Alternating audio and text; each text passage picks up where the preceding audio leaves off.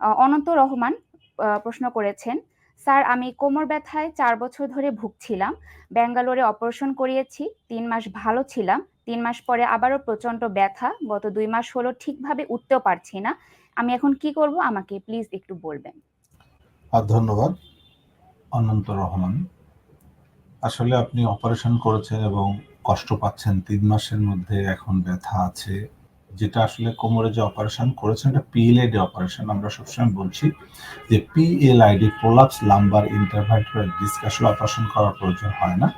এটা আসলে conservative treatment বা ফিজিওথেরাপি ট্রিটমেন্টের মাধ্যমে কিন্তু সমাধান করা সম্ভব।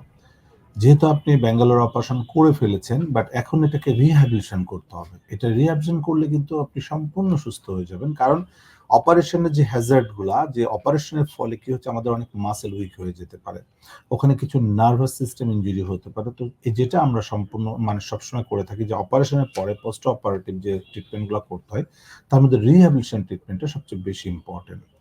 তো এই মুহূর্তে আমি আপনাকে সাজেস্ট করবো যে আপনি অবশ্যই কোনো রিহ্যাবিলিটেশন রিলেটেড হসপিটাল, যেমন এসপি হসপিটাল, এরকম হসপিটাল আপনাকে 3 থেকে 4 সপ্তাহ ভর্তি থেকে আপনাকে রিহ্যাবিলিটেশন থেরাপি করতে হবে। তাহলে আপনার এই যে জয়েন্টটার যে ইনজুরি ছিল, যেটা জেল লিক করেছিল, যে অপারেশনটা করে সেই জায়গাটা রিপেয়ার হয়ে যাবে, মাসেলগুলোকে বিল্ড আপ করতে হবে।